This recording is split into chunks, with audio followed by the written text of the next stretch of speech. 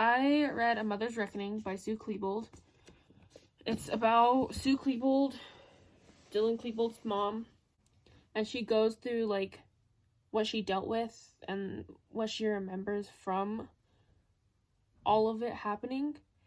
And I wanted to read this because I wanted to compare it to Columbine, and I wanted to see if it would, like, go deeper into Columbine. I liked her approach to the book. I liked that she was able to explain things, you know, like, does talk about how she was blamed a lot in the book, and I like how she cleared up the fact that, you know, she didn't have any say, or, like, she thought her son was going to bowling practice, but he was actually buying guns. And I kind of liked her approach, kind of didn't. It was just weird. She had obviously there's a bias because she's his mom, but I don't know. She kind of just, like, gave a show-offy tone the whole book, and I just didn't like it. I don't know. I liked her use of pathos and ethos.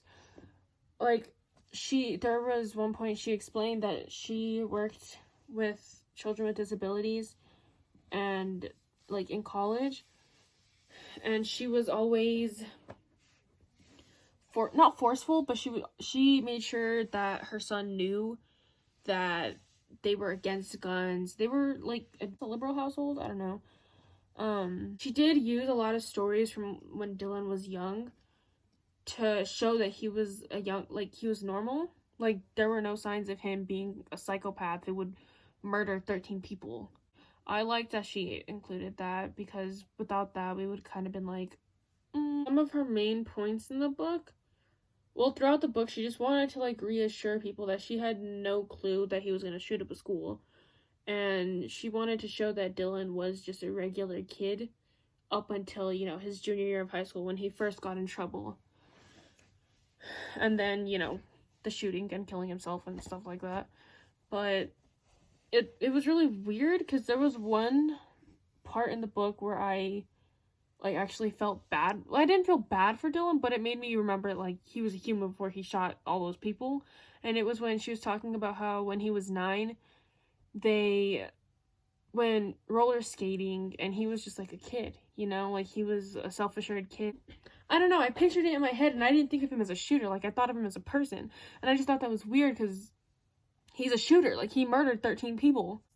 No, I'm still going. I can edit it out. You can edit that out. Her style, I don't know. She'd switch from one style and go to another style, but it was, like, she'd be formal in one area, but then it'd be like she's directly talking to you in another, like, place where she's trying to explain something. I don't know, like, how to explain it, but I don't know. I just, again, like, I guess show-offy would be kind of her style. I don't know.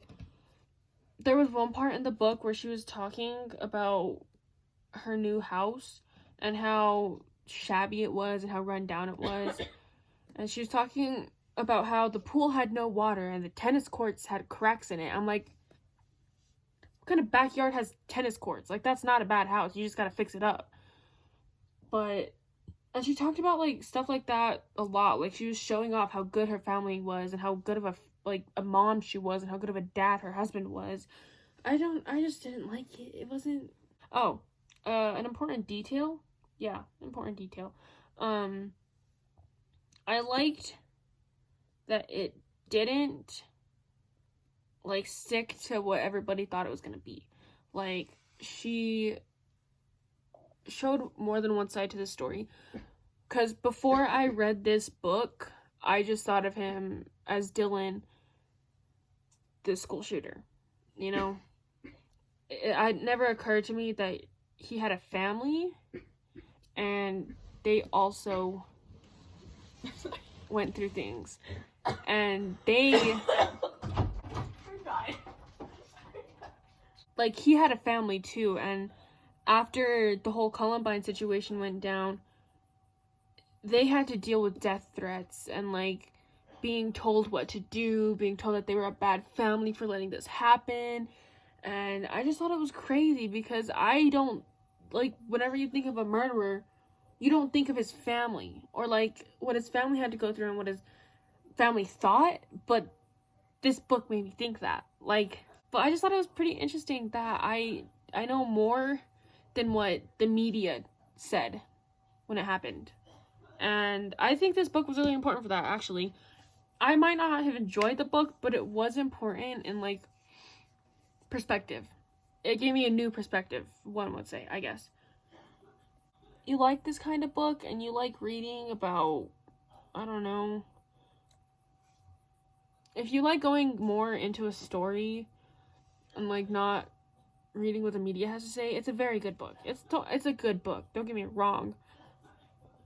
I just I didn't like her tone, and I didn't like the way she phrased things, but I do like the idea that she put out, and I like the points that she made. It's worth reading. It gives you a good new perspective on what to look into, and so you don't just get what the media puts out, because the media can be misleading a lot of times. A Mother's Reckoning. I'd give it a 7 out of 10, maybe. Yeah. It was an okay book. I liked the ideas. I liked the perspective. I liked that she talked about everybody in her family and not just herself. Rhetorical strategies. She used, I think it's called anachronism, where she jumps, like, she'll say something that she felt at the time. Victoria! As for rhetorical strategies, she used anachronism a lot. I think that's what it's called. She'd say something in her, like, when she felt it, like, what she thought at the time that the whole thing was happening, and then she'll reference, like, what she thought of after, like that, you know, like, she jumps ahead of the time, but then she goes back into the part of the book, you know? Yeah, you know. Hopefully it comes out good, because I don't know if I covered everything, so, not gonna lie, Miss Tenorio, this was rough. I'm glad I read it, but it was rough. And I thank you for introducing me to new text, because I never would have read a book like this. So, thank you.